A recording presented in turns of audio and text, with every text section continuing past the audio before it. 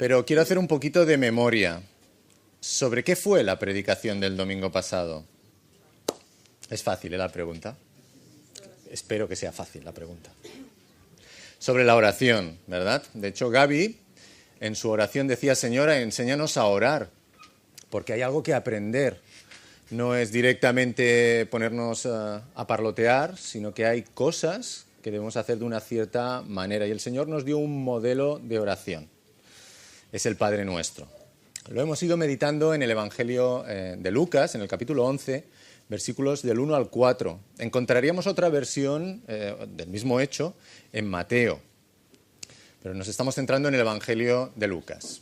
Y me gustaría recordar un poquito algunas cosas que vimos la semana pasada y que son importantes con respecto a la oración. ¿Os acordáis que el texto que leíamos, de hecho el texto que vamos a volver a leer hoy, no empezaba diciendo: venid queridos alumnos que os voy a enseñar a orar, sino que empieza diciendo que Jesús estaba orando y cuando terminó de orar se acercó uno de sus discípulos y le dijo: Señor, enséñanos a orar como Juan enseñó a sus discípulos también. ¿Qué es lo que estaba ocurriendo? Que el Señor Jesús enseñó doctrina, claro que sí, les enseñaba doctrina, pero les enseñó con su ejemplo, les enseñó con la práctica. Surgió la necesidad de orar porque veían a su maestro, a su Señor orando. Por tanto, si el Señor Jesús ora, será importante, ¿verdad? Importante para ellos, para sus primeros discípulos, pero importante también para nosotros, sus discípulos después de 2000 años. Así que vimos lo importante que era el ejemplo de la oración, de vidas de oración.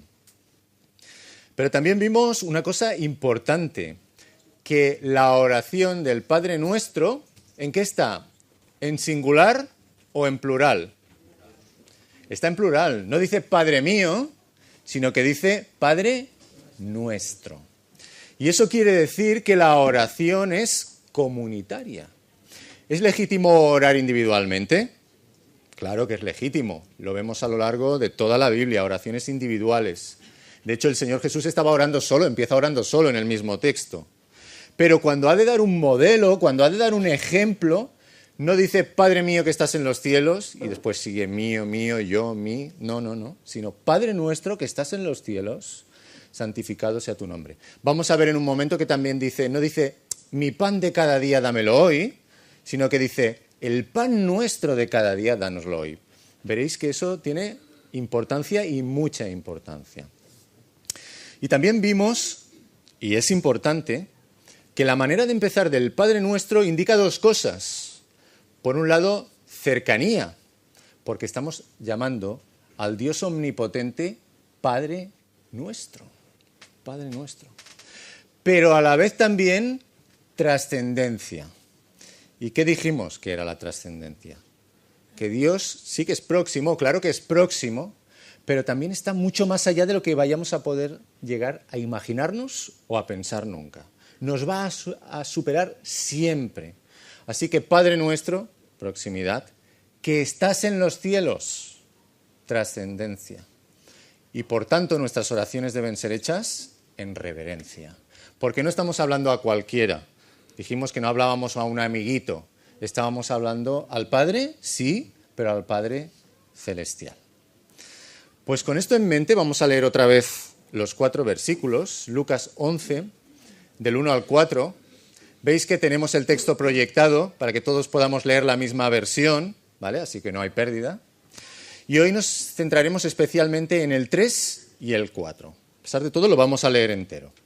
Y dice el evangelista Lucas: aconteció que estaba Jesús orando en un lugar y cuando terminó uno de sus discípulos le dijo: Señor, enséñanos a orar, como también Juan enseñó a sus discípulos. Y les dijo: cuando oréis, decid: Padre nuestro que estás en los cielos, santificado sea tu nombre, venga tu reino, hágase tu voluntad como en el cielo, así también en la tierra. El pan nuestro de cada día, dánoslo hoy, y perdónanos nuestros pecados, porque también nosotros perdonamos a todos los que nos deben. Y no nos metas en tentación, mas líbranos del mal. Y yo acabaría diciendo amén, amén, que así sea. Fijaos que el Padre Nuestro lo han dividido, de hecho se ve a simple vista, en 2 partes. Y a la primera parte, versículos 1 y 2, la han llamado la parte espiritual, y a la segunda parte, versículos 3 y 4, la han llamado la parte material. ¿Por qué debe ser que han llamado una parte la parte espiritual y la otra la parte material? Pues porque la primera parte son peticiones que demandan que a Dios se le dé la honra que Él merece, ¿vale? Están destinadas, están enfocadas hacia Dios, hacia su gobierno, y la segunda parte está enfocada hacia peticiones nuestras del día a día. Pero, y tenía que entrar en esto, ¿no? Estuve dudando, pero digo, ¿entro o no entro? Voy a entrar. Parte espiritual, parte material. No suena muy bien esto, ¿eh? A mí no me suena muy bien esto. ¿Que hay algún aspecto de la realidad que se le escape a Dios? Es decir, ¿hay algún aspecto de la realidad que esto sí te lo damos a ti, ¿vale? Y otro aspecto de la realidad que decimos, no es tuyo, esto es nuestro. ¿Hay algún aspecto de la realidad que no sea espiritual? Todo, absolutamente todo en esta vida tiene una vertiente espiritual. Si pedimos la honra de Dios, ¿es espiritual? Sí. Pero si pedimos el pan nuestro de cada día a nuestro Padre Celestial, ¿deja por ello de ser espiritual? No.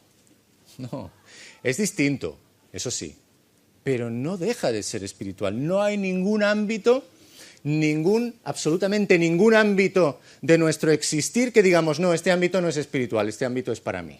No. Es que todo, absolutamente todo, debe estar inundado por la presencia del Señor. Incluso nuestro pan de cada día, lo vamos a ver después.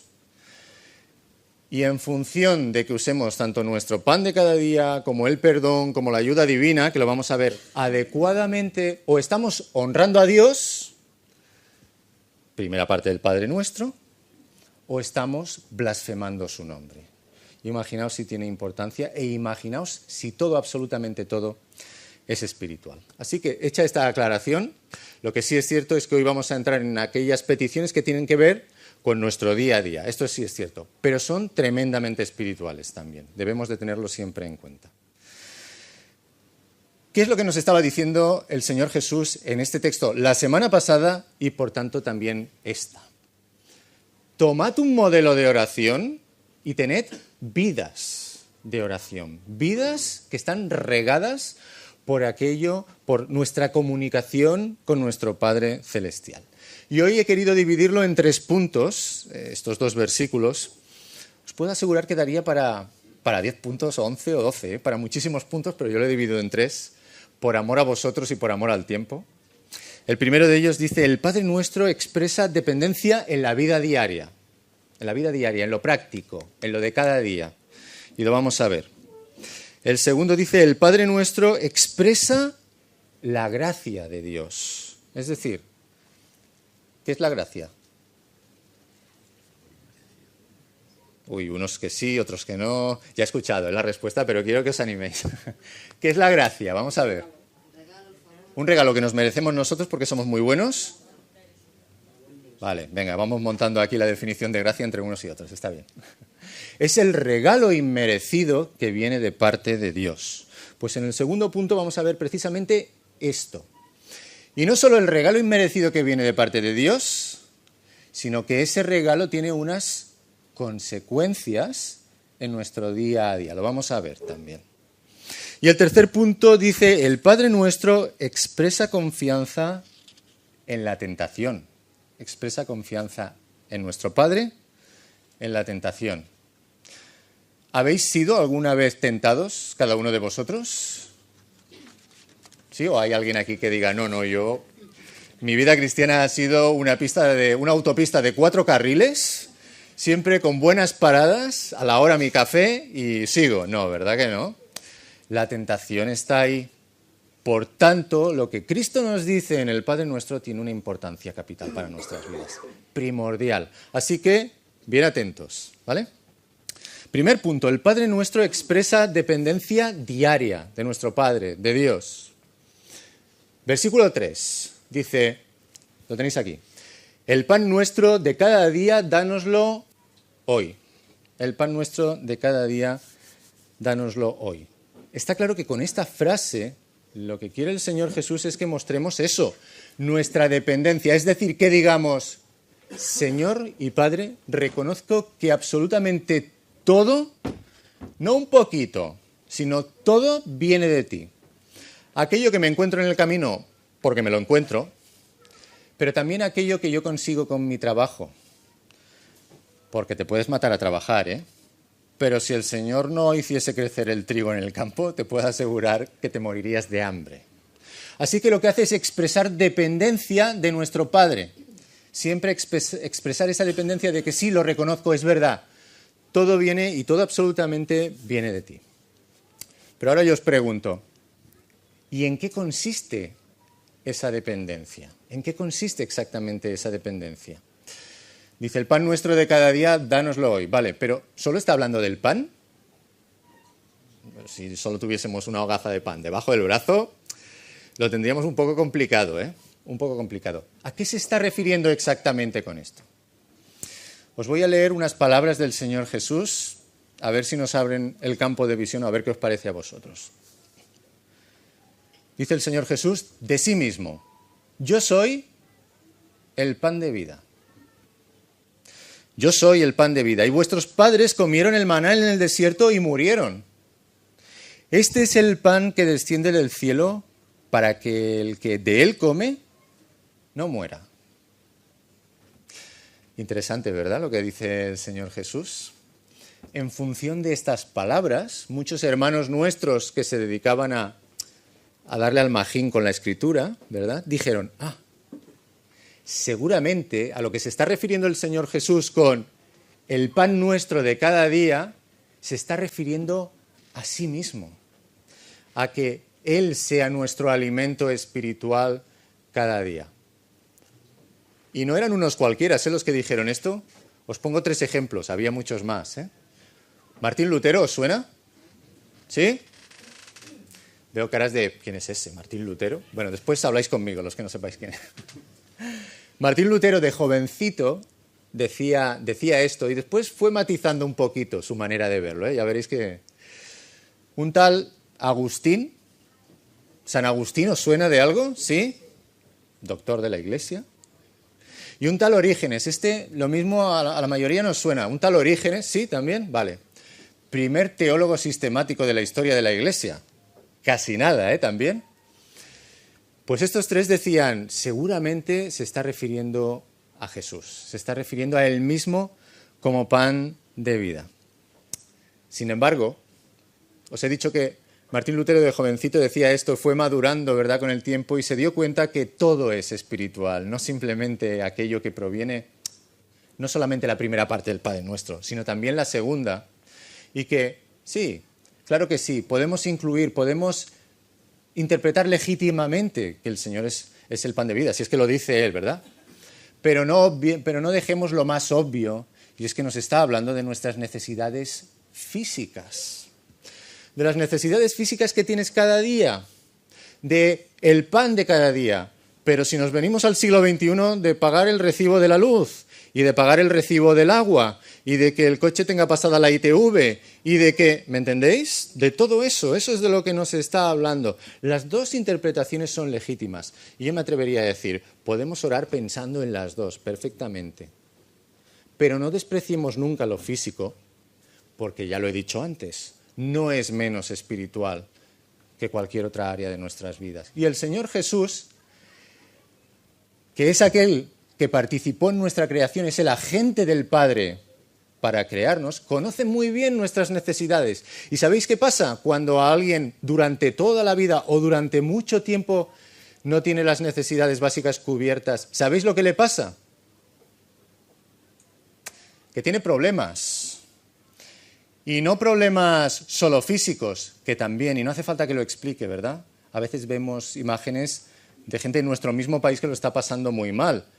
Si vais a la estación de Sants, no hace falta que nos vayamos a África, si os vais a la estación de Sants, debajo de la visera de la estación de Sants hay matrimonios ancianos, 60 y largos, muy largos, 70 y pico, que aún tienen los libros ahí apilados porque hace 2 días estaban viviendo en su casa y los han desahuciado. No os estoy hablando de Nigeria, os estoy hablando de la estación de Sants en el centro de Barcelona. Problemas físicos importantes, problemas de salud. Pero además, ¿queréis que os diga algo? También puede provocar problemas incluso espirituales. Y yo he visto gente que cuando dices esto dicen, no, hombre, no, problemas espirituales no, porque nos cogemos bien al Señor Jesús y no tenemos ningún tipo de problemas espirituales. ¿Vamos a la Biblia? ¿Os parece si vamos a la Biblia? Os voy a leer un trocito en Proverbios, en el libro de Proverbios. Y fijaos lo que dice la sabiduría que el Señor certificó en su palabra, ¿eh? No me lo estoy inventando yo. Quien quiera la cita se la doy después, ¿vale? No os voy a aburrir con citas. Escuchad lo que dice el Señor. 2 cosas te he demandado, no me las niegues antes que muera. Vanidad y palabra mentirosa aparta de mí, no me des pobreza ni riquezas. Y esto es importante. No me des pobreza, pero tampoco me des riquezas. Y se podía haber quedado así y lo tendríamos que asumir por fe. Muy bien, término medio. Ni pobreza ni riquezas. Pero el Señor ha tenido a bien explicarnos el porqué. Es curioso que el Señor a veces es menos espiritualista que nosotros y nos explica el porqué. Nos dice, por esto. No me des pobreza ni riquezas. Manténme del pan necesario, no sea que me sacíe y te niegue y diga, ¿quién es Jehová? O que siendo pobre hurte y blasfeme el nombre de mi Dios. ¿Tiene implicaciones espirituales? Puede tenerlas. Y como que el Señor Jesucristo sabe muy bien cómo ha creado, sabe muy bien cómo ha creado el Padre, sabe muy bien cómo estamos hechos, dice, pedidle aquello que necesitáis. El pan nuestro de cada día, dánoslo hoy. Dánoslo hoy. ¿Qué es el pan nuestro de cada día? Ni riquezas, ni pobreza. El pan nuestro de cada día.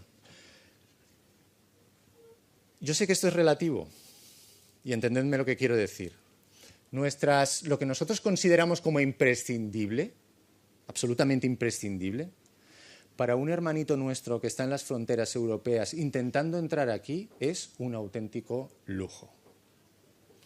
Así que nosotros, como parte de ese mundo desarrollado, demos gracias a Dios porque tenemos el pan de cada día. ¿Os digo algo? Mucho más, mucho más. Ni mucho, ni poco. Que no me olvide de ti, Señor, y que no me vea obligado a según qué cosas, Señor. Que me pueda fijar en ti, que eres lo importante. Dame lo necesario para mi sustento diario. ¿Tiene implicaciones esto para nuestro día a día? ¿Tiene implicaciones para nuestra vida como cristianos? ¿Para nuestra vida como iglesia incluso? Yo diría que sí, ¿verdad? Yo diría que sí.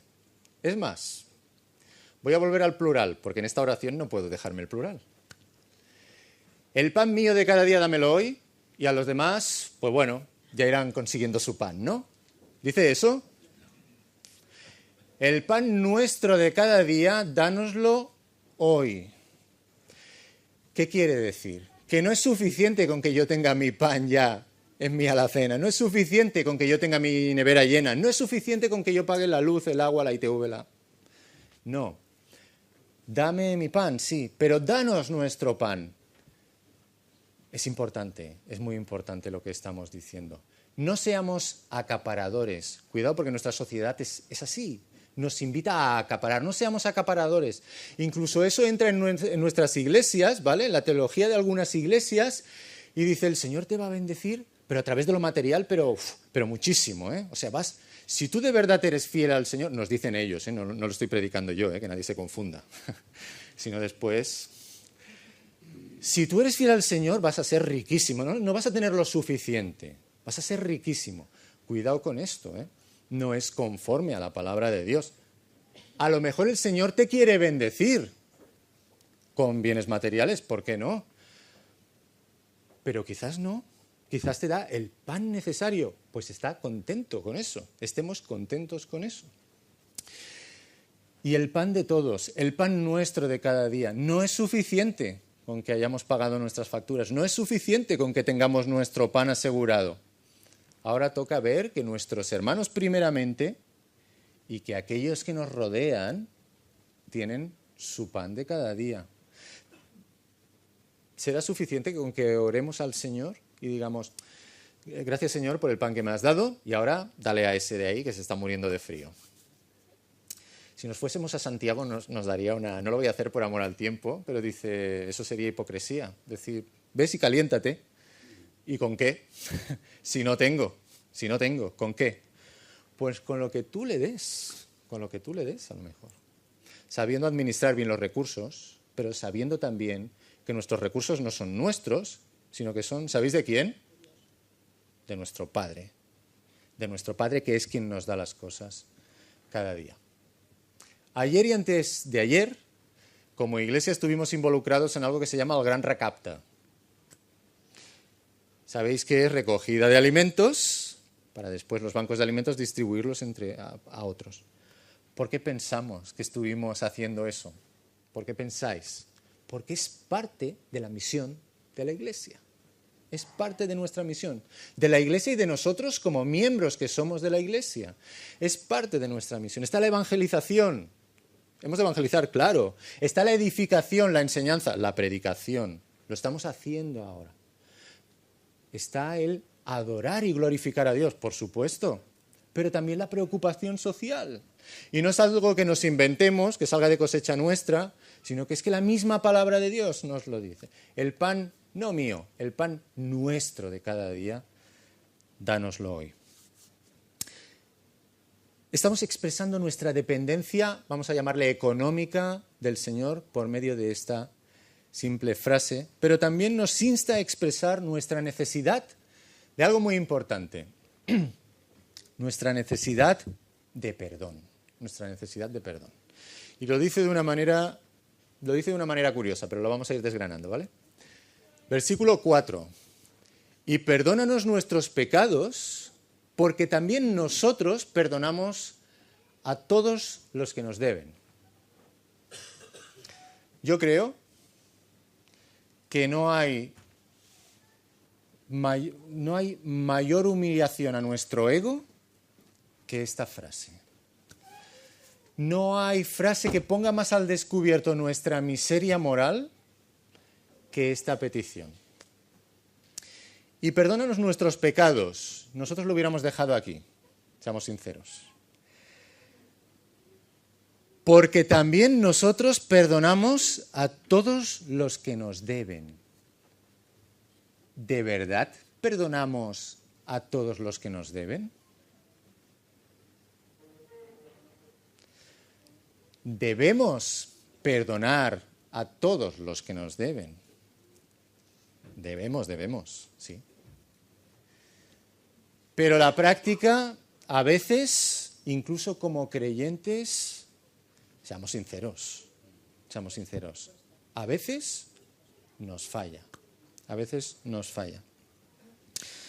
Claro, si no tuviésemos todo el contexto bíblico, sabéis que un texto no puede ser interpretado al margen del contexto bíblico, porque la palabra de Dios es toda la palabra de Dios y a veces nos ayuda a ponernos en contexto. Si no tuviésemos el resto de contexto bíblico, pensaríamos que Dios nos va a perdonar en función de nuestras obras, es decir, en función de que yo perdone o no perdone. Es decir, si yo perdono a todos, si tengo mi lista bien hecha y mira, este me ofendió en esto, lo he perdonado, aquella me ofendió en esto, la he perdonado, y el otro, ¿ves? Me has de perdonar porque yo he perdonado. ¿Funciona así? No, lo sabemos de sobras. No funciona así. Voy a leer un texto en Primera de Juan, porque el apóstol Juan explica las cosas mucho mejor que yo. Así que me vais a permitir que os lo lea directamente, del apóstol Juan. Es un hombre anciano, de ahí el lenguaje que va a utilizar, unos 90 y pico de años, una edad muy avanzada, para su época avanzadísima, cuando la mediana de edad en el siglo I estaba en 45 años, o sea que el Señor le dio un privilegio. De hecho, le dio a la Iglesia un privilegio, porque si no hubiera llegado a los 90, despedidos de primera, segunda, tercera de Juan y Apocalipsis, ¿vale?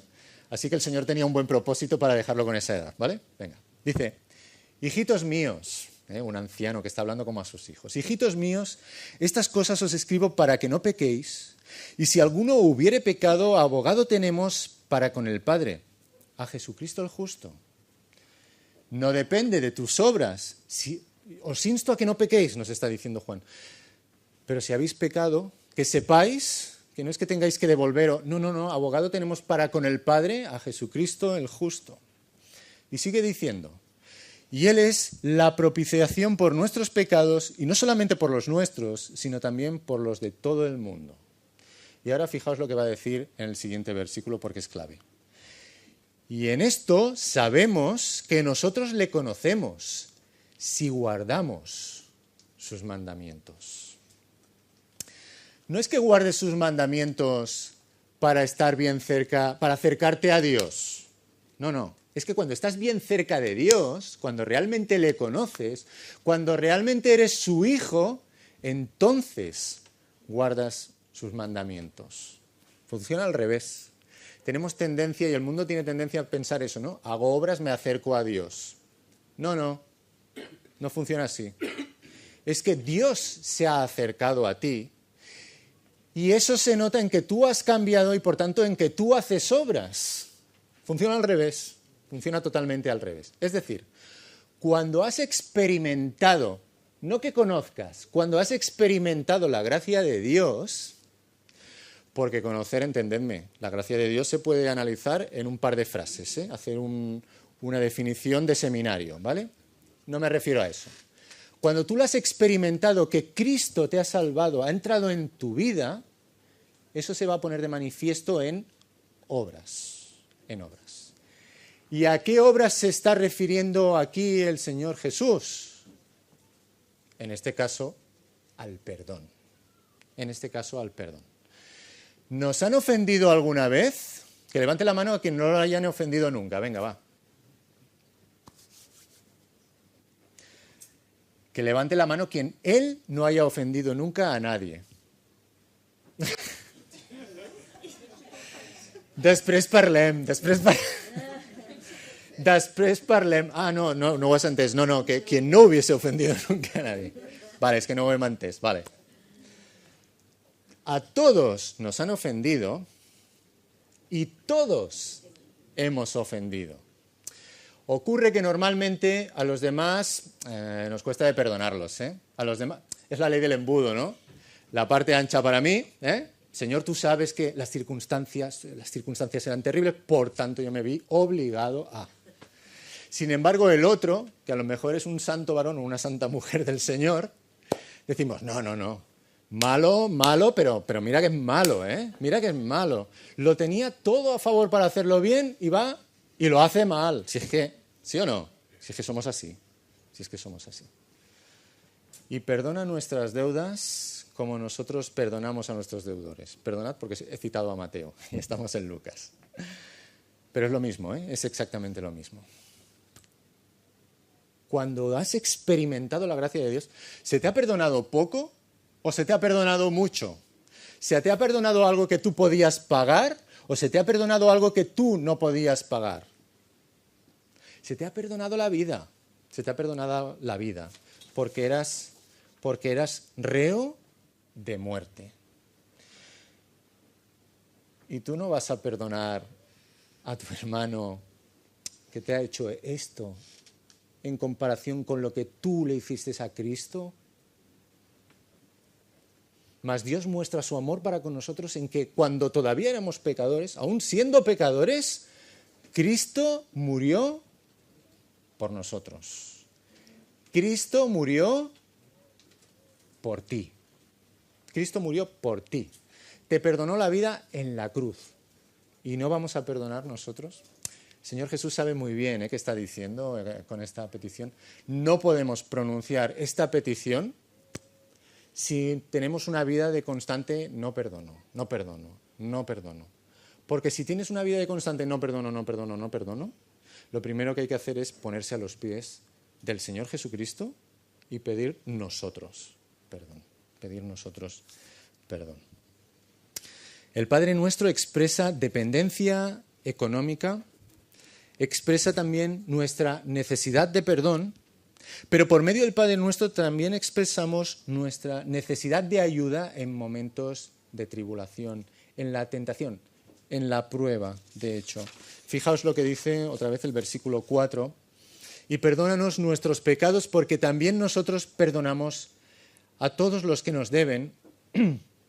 Y acaba diciendo, y no nos metas en tentación, mas líbranos del mal.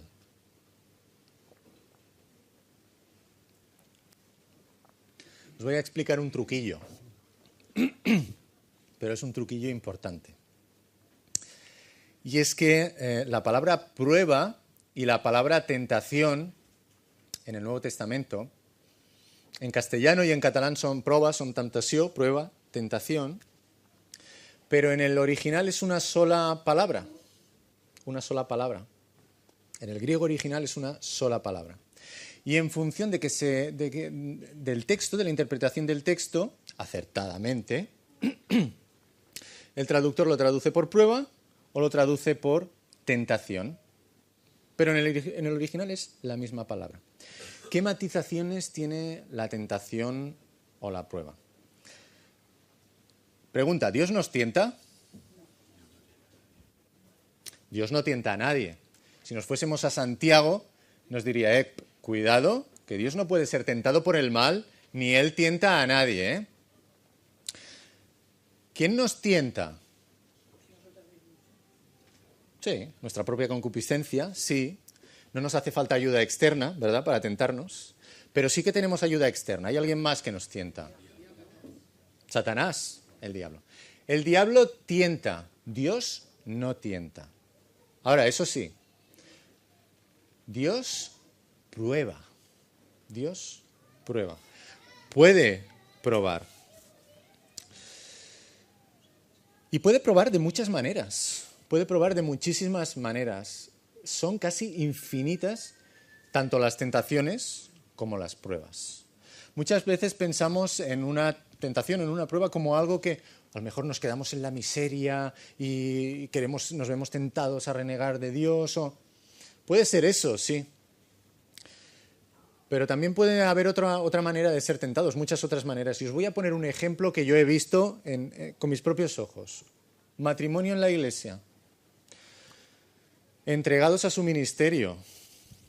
Unas vidas irreprochables, os lo puedo asegurar. Eran ejemplo para todos nosotros.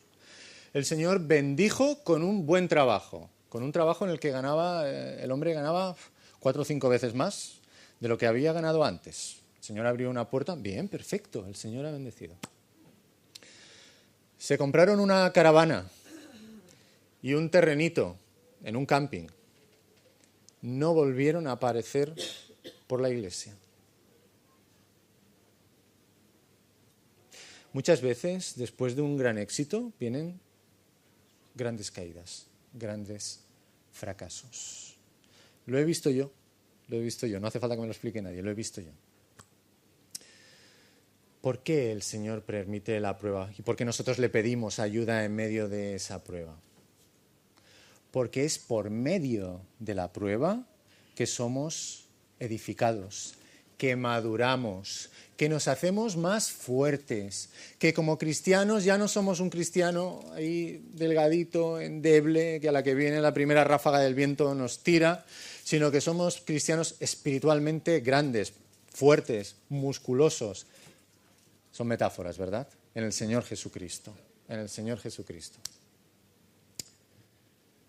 Os voy a poner otro ejemplo, para que veáis que esto no es ninguna... Ocurre igual que con nuestro sistema inmunológico.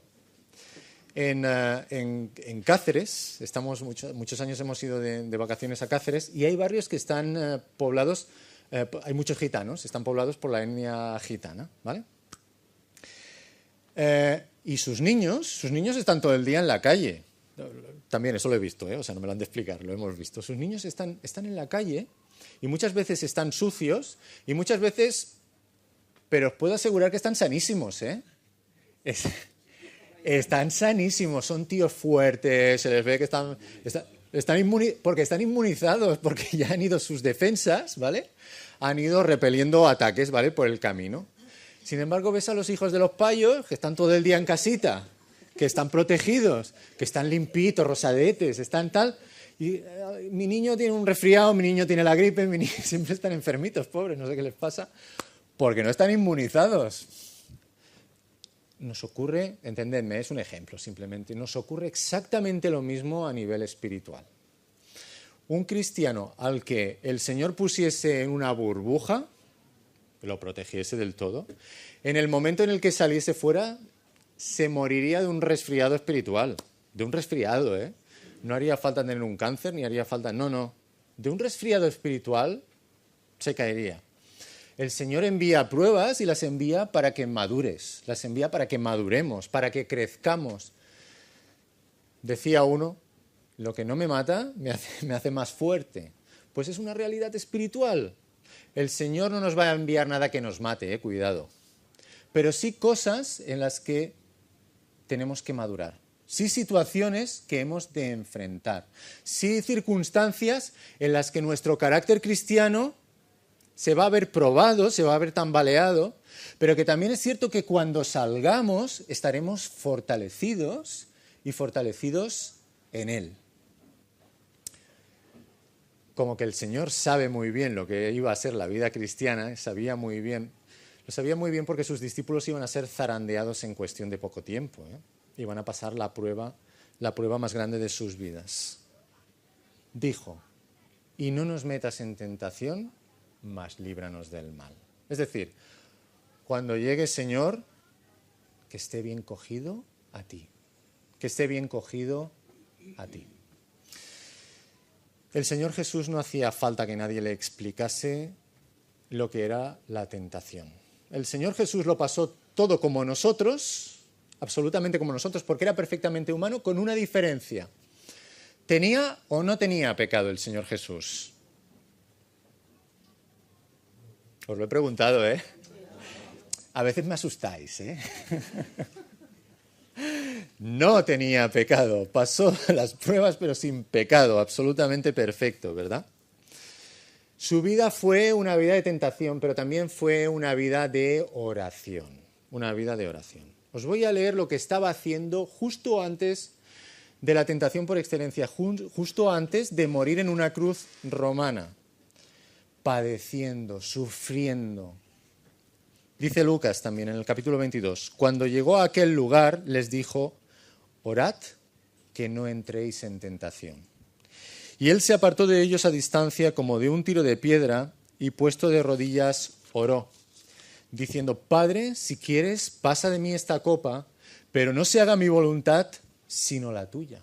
No se haga mi voluntad sino la tuya. ¿Sabéis cuál era esa copa que el Señor Jesús le pide al Padre? Si es tu voluntad, pase de mí esta copa. Es la copa de la ira de Dios. En la cruz, la ira de Dios diluvió sobre Cristo, cayó sobre Él, se abalanzó sobre Cristo y el amor de Dios salió de aquella cruz, ¿sabéis hacia quién?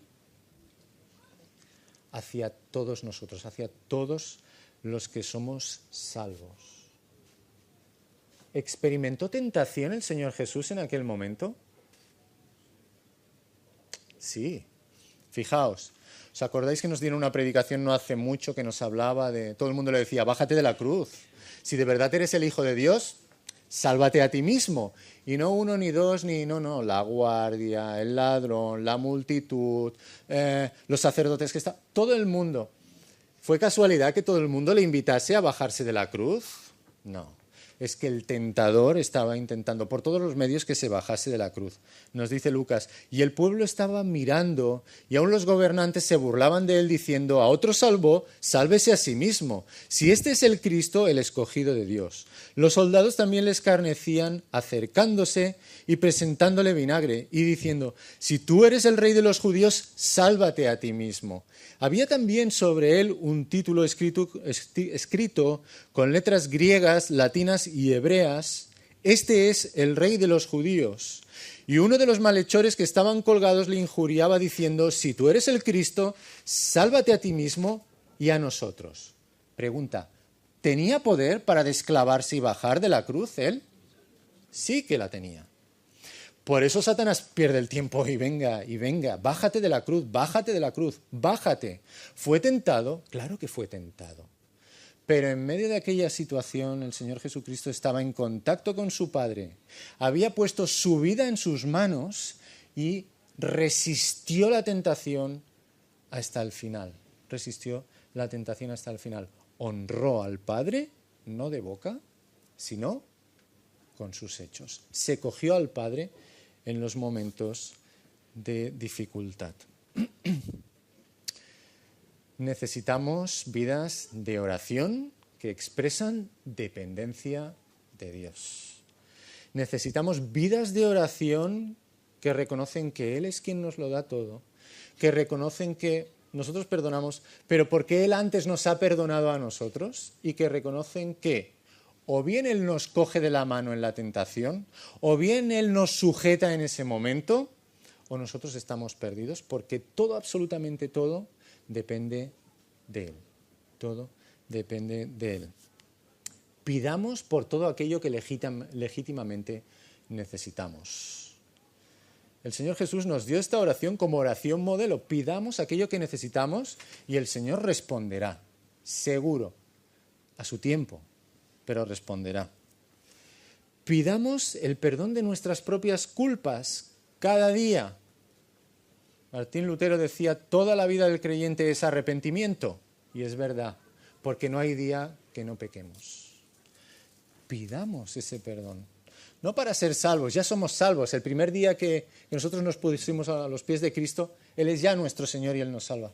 Pero sí para reconocer nuestras faltas y sabiendo que nosotros somos perdonados, extendamos la gracia que nosotros mismos recibimos hacia los demás. Extendámoslas, no hacia el que está en China, que no conocemos, y claro, el que está en China, entendedme, no nos estorba, sino al que tenemos al lado. Aquel que tenemos al lado, al vecino. Y pidamos la protección en sumisión de nuestro Padre en toda tentación y en toda prueba. Que sea Él quien convierta eso en una herramienta que realmente nos hace madurar como hijos de Dios, que somos. Que el Señor bendiga su palabra en nuestros corazones y que la haga fructificar en nuestro día a día, cada uno de nuestros días y en nuestra práctica.